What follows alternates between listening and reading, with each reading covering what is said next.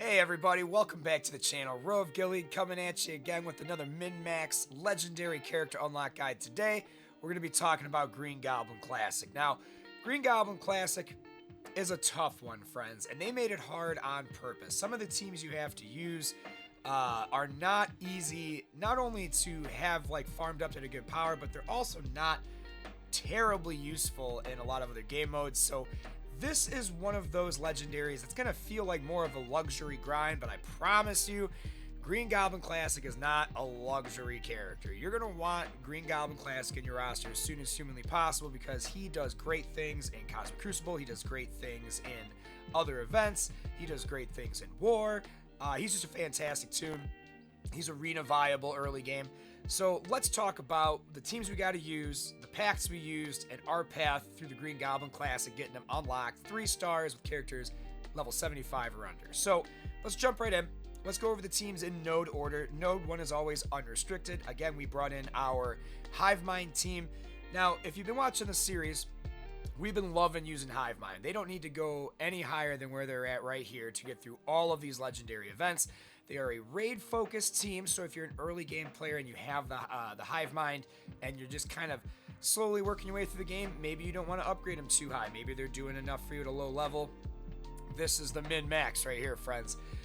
Moving ahead, Node 2 is where things are interesting. So in the earlier difficulties of the Green Goblin Classic event, you have the ability to mix and match between Rebirth and the New Avengers. Now, if you go to unlock a 7-star Green Goblin Classic, you're going to need both teams fully fleshed out and around level 85 gear tier 16. Now, if you haven't done so already, we do have a 7-star unlock guide already here on the channel from my main account, but this is all done free to play for this min-max unlock, and I just wanted to kind of show that you can get through it with an imperfect roster and kind of what you need. So for the first node, Rebirth or New Avengers, we did this at difficulty 5, so we still had the option.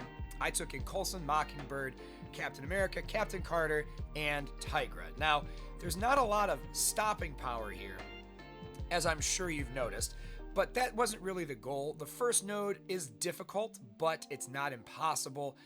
The New Avengers have a little bit more survivability, and with the 2 tanks and 2 healers, you can kind of slow burn your way through all the different Wakandan characters, and this team will do you just fine. Now, you will notice they're all level 75. This guide was very, very, very tough to do with characters under 75.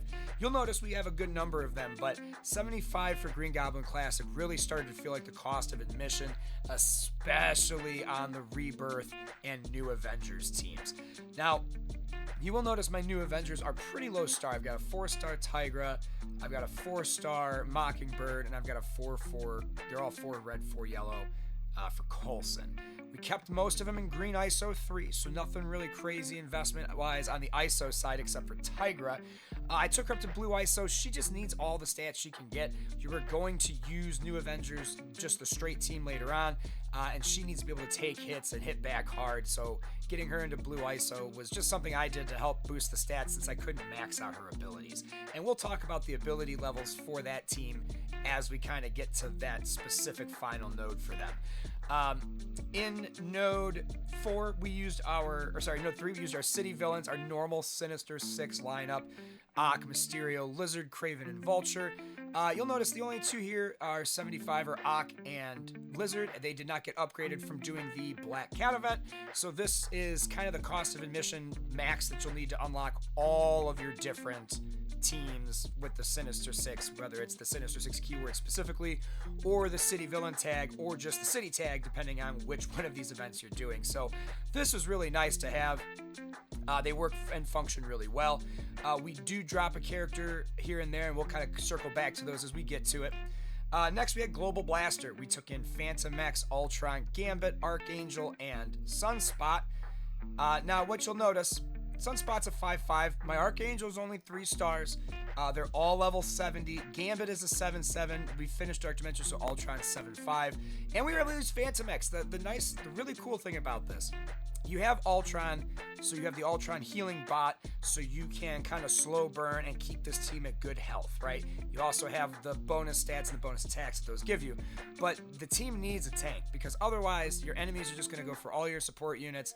They're going to smash your squishier toons, like Archangel, Sunspot, and it's Sunspot, right? I'm not calling the wrong name, am I? No, Sunspot. Awesome. There's so many. It's Sunspot, Sunfire. I mean, there's so many. Having Phantom X as a tank is actually really good here. His ultimate lets him bonus attack for all the buffs on the other team, and you come into tons of buffs when you're playing against the blaster team. So he's not the best character in the game. However, if you are going for APOC, which I highly recommend you do at some point in your Marvel Strike Force career, he is an evolutionary character. You're going to need to get Phantom X to level 90 gear tier 17. So having him here, he's a niche use, but you're going to have to upgrade him for Apocalypse anyway. So you might as well use him to help you push farther for your Green Goblin Classic. And I believe I used him in my main account 7-star as well. And again, it's just a good way to get some utility out of a character that you're not really going to use a ton, but you have to upgrade for some of those better characters anyway. Moving ahead, for the tech section, we had Pegasus. We took Kestrel and Iron Man to 75. We had Ironheart Mark II and our Rescue at 70, and then Darkhawk at 65. You need the damage from Kestrel. That's not a request. Like, you could probably squeak by with everyone on this team at level 70 and Kestrel at 75, right? If you didn't want to upgrade Infinity War Iron Man. But you also, again, kind of like Phantom X, as we were just talking about, Kestrel is one of those characters you need for Apocalypse. She's also fantastic. So investing in her isn't a negative, and you're going to want her big for other game modes. So level 75, I took her to Blue ISO 3. I believe she has most of her T4s. She has none of her T4s. There you go. It's the problem with having two accounts. You don't need these guys maxed out. Now, I will say, as we circle back here, there you have to deal with a lot of Red Hulk when you have these tech teams. So you got to deal with a lot of Red Hulk. And we'll cover that again when we get to the node portion at the end of the video. But having Kestrel being able to just blast out damage and your Iron Man Infinity War able to hit more consistently and land like the ability block on the special is super duper important. If you have the T4s, this might be a fun one to apply. It will definitely help. But as you can see, no T4s, nothing too wild on that team. Now, let's kind of circle back to the two add-ins. When we went to the second of the 3 nodes that require Rebirth or New Avengers, I dropped Tigra for Agent Venom. Reason being, I still wanted to keep my healers intact. I needed a little more damage. I already had Cap, but I also kind of wanted to save Tigra, whatever, for the final node, because I knew that final node was going to be gross, and I knew that when I left the first node that she was in pretty good shape, so I wanted to pull her out and put somebody else in.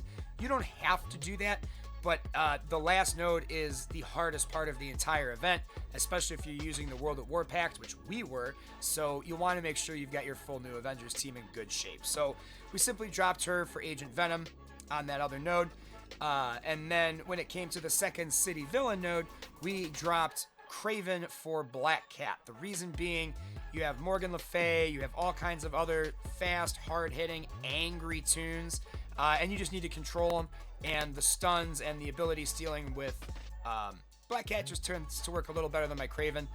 She also has a higher power, higher base stats than my Kraven, so it just timed out better for us. Plus, we just finished our Black Cat unlock guide, so it was nice to kind of show some extra utility for her as well. And then finally, the final node, which we'll talk about, you're going to need your New Avengers. There is really no RNG chance of getting it done without them. Now, something you'll notice with mine, again, they're all fairly low stars. I have a 4-4 Tigra, a 5-4 Thing, 3-3 Ronin. In fact, I just unlocked Ronin before I completed this run and decided to use him because of his special's ability to stun.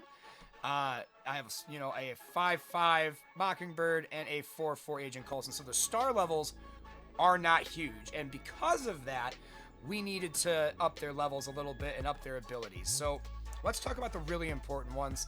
You're going to need her passive at least 4. You don't necessarily need the T4 here. It's not going to do that much, but having the extra evades for your new Avenger allies up to a maximum of 5 is huge. Huge. Plus her passive gives the team max health, and that's very important as well. Now, I took her to Blue ISO, as we talked about earlier, because she just needs the stopping power, and we don't have the stars to boost her base stats, so we went to put some ISO on there just to give her a little bit of a helping hand. Thing is a minimum investment character. You only want him for his stun and his passive. He has stun on his ult, which you really are going to use to take down and tie up the heroes for hire. And then he is piercing and armor for the team, but it's not the most important. If you have the T3s, which clearly I did not, I would take this to at least level 3, maybe even level 4. But you definitely don't need any T4s, but whatever you do in that department is going to make things easier. Again, low ISO counter, likes to level 4 and 5 abilities, and he still got us through it. Ronin's kind of in the same boat. Again, I was trying to get this done before the reset so that I didn't miss out and have to wait another couple weeks. So we didn't have a lot of resources to take this team through. I definitely made sure I got the upgrade to his passive. Just getting extra focus to help make sure that we can land our stuns and things like that is very important. Again, especially on the final node with Heroes for Hire. Again, I'd probably take the passive up another level if I had the T3s, but I did it without it, so you don't necessarily need to. And then again, we got Mockingbird, level 75. I took her up because she's health-based. I got her ultimate, T4'd. Summon the shield agents with the death proof is hyper important. It will help pull attacks away from your main characters and keep them alive. It is still very RNG dependent, but if you can get 2 or 3 minions out there throughout the entire team, there's a very good chance that Shang-Chi doesn't annihilate your whole team on turn 1, and you don't have to reset the node immediately. So, same thing with the passive. It applies taunt to those shield assaults and shield minions and gives them bonus stats, so they are a little chunkier. They can't just get one tapped out. And again, that's going to be very important for surviving the final Heroes for Hire node, which, again, we'll dive more into when we get to it. But those I found to be revolutionary T4s. It made the event feel a lot more doable. Before I added those, I was not sure I was going to be able to get through the event at all because of the final node. And then last we have Coulson. He's at 75. Gear tier 3, or gear tier 14, ability tier 3 on his passive. He gives speed, and he's pretty important. Again, how important? The base speed buff is nice, but again, I wouldn't take him too much higher than this. If you're wondering, out of this team, the only characters we took to gear tier 16 for the 7-star for this same event a few months ago is Mockingbird, Ronin, and Tigra. So let's say that you're not worried about investing in your new Avengers because you really want the 7-star Green Goblin Classic, but you don't want to over-invest. Well, first of all, I'd check out that video. If I remember, there'll be a card up above. If I don't remember, just remember that these 3 characters are the only characters that need to hit level 85 gear tier 16. Again, Tigra, Ronin, Mockingbird. If you have their abilities all through up to they're ready to be T4, you don't necessarily need the T4s, but if you get those abilities to that threshold, you get them to 85, maybe you take Thing and to 75, and that's all you need. That's all you'll need to get the 7-star. So if you're going to heavily invest just to make your life a little easier, those are the 3 characters. Again, Tigra, Ronin, Mockingbird. Those are the ones you put the little extra love into, and you can leave Thing and Coulson at a lower level. So, now that we're through the teams, let's go to the event. Let's go talk about pacts and nodes and why we used what we used. Scroll on over. Sorry, gang, the free-to-play phone is a little slow. All right, so let's talk about the packs. First of all, we did this on difficulty 5, so not earth-shatteringly difficult. We also used not all of the packs. That's another easy way to get things done. And this is the point where I'd like to diverge for just a moment. If you just want the unlock, you can raise the difficulty to the maximum, turn on all of the different modifiers, and just clear the non-restriction node, and it should give you enough points to do the event. Now, we'll test that here in just a second so I can show you. We're not actually going to run the node, but I just want to show you that the points you'll get. We were getting 50K a node. This is what this averages out to, okay? Now, the packs we used the 20% max health experimental serum 2. We used next generation on spawn new warrior characters gain rebirth trait, and young Avenger characters gain the heroes for hire trait. We use Science Bros on spawn. Pegasus characters gain the new Avengers trait, and Hydra characters gain the Masters of Evil trait. We use Snake Eyes, again, of course, on spawn player characters gain crit hit chance, and enemy characters gain crit hit damage. Second Wind, when any character drops below 50% health, generate 2 ability energy for themselves, which makes life tough, especially on the final node, as well as World at War. All war abilities are active during this run, which again makes the final node real hard. Now, for the sake of science, let me show you what I mean when I say you can turn all these on.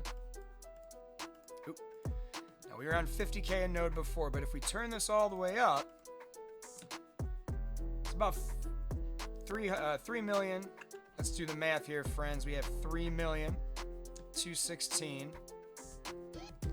We're going to divide that by 10 nodes. It's 321,000 points. So you would need to be able to get through this one with both your non-restriction team and your Rebirth Young Avengers. So maybe this one not as viable for having all of these, okay?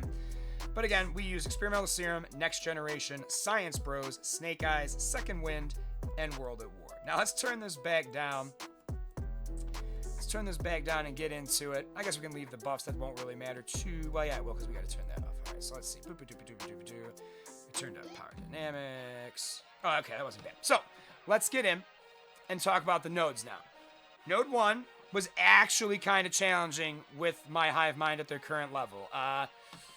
They didn't die. You know, they came close a couple times. It was a little scarier than all of the prior ones, but I was still able to do it.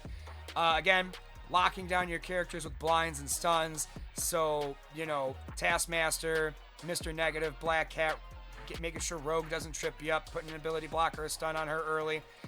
Pretty straightforward stuff. Very similar strategy with that team that we've been dealing with for the whole entirety of using them. These will just hit a bit harder, okay? Now, our first Avengers Rebirth node, in this one, it's not necessarily that the enemies are super hard. It's that they're going to remove a lot of your buffs. Nakia's basic cleanses buffs off of your team. Same thing with Black Panther 1M's ultimate. He actually copies and clears. And then you have both Okoye's basics, which do it too. And then you have Shuri keeping everybody buffed and alive. So, believe it or not, don't hold back on the first wave. Smash them hard. Don't be afraid to use ultimates. Don't be afraid to just punch. Because what's going to happen is you're going to get to the end, and you'll be in a similar situation. You'll take out your attackers, making sure you're trying to not get stuck behind the Red Guardian. But once you get the Black Panther and the Ms. Marvel out, whatever you have left is not going to kill you faster than Captain Carter can heal you. So this is a great opportunity to take your time and get your abilities back for that team. Because again, you're going to need about as flawless execution with your new Avengers in Rebirth as you can possibly get. Moving on to our City Villain node. This one was pretty straightforward. Just be careful of the Black Cat and the Spider Weaver. I always take out Weaver first just so they don't get the dodges. You block out Black Cat, basic the rest of the way through. You're home free. This one was, again, we've been playing with this Sinister Six comp a long time. This one was pretty easy. Global Blasters. This one was not too bad either. Not as bad as the Blaster node we had to deal with in Black Cat. As always, watch out for Cersei, watch out for Minerva. You're going to get stuck behind the Cull Obsidian, so making sure you're working around them with the rest of the teams, maybe saving some buff to spells for them or an ability block from Sunspot, just to make sure you're not stuck behind two taunts. But honestly, this one felt pretty good, especially we had Gambit, we had Sunspot, lots of pings, lots of extra attacks, lots of charging. It felt good. This was not too terrible. Moving on, Tech. Again, this one pretty darn easy when it came to using Pegasus. I did not actually. Most of them were 65 to 70 when I did this node. It's the second Tech node that you need their stats a bit buffed to deal with the Red Hulks. But this is fairly straightforward, right? Make sure Dazzler gets out early so she doesn't block you. Same thing with Beast, so he's not healing and buffing. And then just, watch out for the death pools. Make sure that they don't get to pop off on you. But the Dad Bros, they might hurt, but again, you're going to heal out of it well and recharge your abilities well before you have to worry about them killing you. So You know, watch out for your newer units with the higher damage stats, and you should get through that one just fine. Here's where the pain train starts, friends. The big-time Spider-Mans here are abysmal. They are abysmal. Now, the nice part about this, when you're running Mockingbird and a bunch of other healers like Captain Carter, you can outlast. But the problem becomes is if you let these big-time Spider-Men start rolling on you. And they also gain turn meter when you hit them. So how do we handle this? Well, Coulson, with his special, is able to apply a bunch of debuffs and cleanse buffs from bio units. You don't necessarily want to try for both of them at once, but what you kind of want to do is you use your AoEs early to knock out a lot of the surrounding units, and then you figure out, okay, which one of these is hurt worse? And you just try to laser specific that one out. Because what happens is if you hit both their turn meters ramp up crazy fast, and then they're both hitting you really fast. If you're just hitting one of them, the other one's not getting the bonus turn meter, so you're able to kind of withstand those attacks a little more, space out your healing a bit better, and make sure you get to the end of the round. And again, by the time you're at the end, it's a couple Black Cats, an Ant-Man, and maybe a Swarm. And maybe you have one big-time Spider-Man left, and once you get him out, it's basic your way through, get your ability of materials back. I did have to heal with Captain Carter at one point at the very end just to top off, but I was still able to get 2 turns out of her just by basing with everybody. City Villains Part 2. This one was also very painful. You have everything, including an APOC.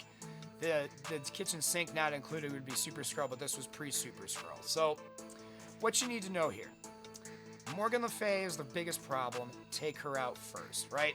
Once she's gone and Dark Beast is gone, Strife should probably be gone as well if you're using the Sinister Six. The little AoEs and, you know, adjacent attacks will take them out. You're going to get Archangel. You'll have Archangel, Nemesis, Psylocke, and the 2 Stranges.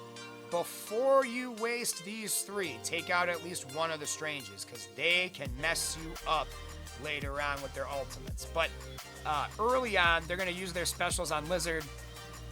They're not really going to do a whole lot, but once you get these big 2 out, the Morgan Le Fay and the Dark Beast, start working on the Stranges. From the Stranges, you want to kind of take out, believe it or not, and this is just what worked out for me, I took them out. Magneto and Rogue came in. I locked down Rogue and Magneto, and then I wiped these 3. Specifically, Nemesis and Psylocke, because Nemesis can heal the whole team through heal block with percent-based healing, which can be nasty if you let it pop off on you. And the Psylocke can take all of the debuffs off of the Death Seeds, so Nemesis and Archangel, and throw them on one of your toons, and that's not good either, right? So, taking out the support, this Archangel, believe it or not, is kind of slow.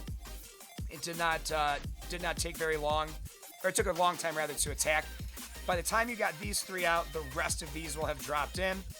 I find it was easier. You wait for APOC to take his first turn, so he loses the immunity and the safeguard.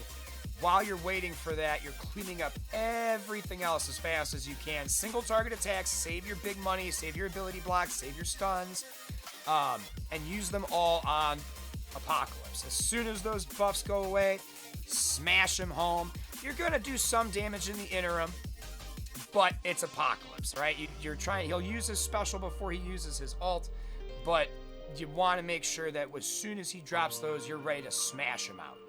Once you're through that, the other Global Blaster node. Now this isn't too bad. The first part, you're stuck behind these 2 Absorbing Men, but honestly, these are who you want to be stuck behind. You want to try to take both of them and Moonstone out early.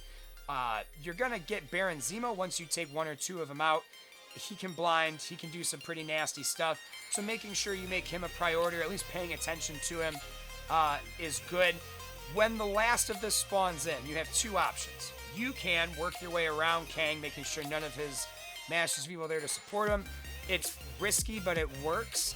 Or do what I did. I started slow rolling my abilities about the middle of the match, and as soon as Kang popped in, I just dumped on Kang. I dumped everything I had on Kang. We're talking Sunspot's ability block, Gambit's ability block to turn after.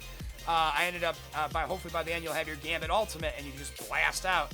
But it's all about being prepared for Kang. If Kang comes in and you're not ready, you might as well reset the node. But if Kang comes in and you got your abilities ready to rock and roll, you're going to have no problem knocking out the end of this node. So just remember, take out the Masters of Evil first 3, especially Moonstone as soon as you can get her, because she can confuse you and make you hurt yourself, which usually does more damage than the opponent does.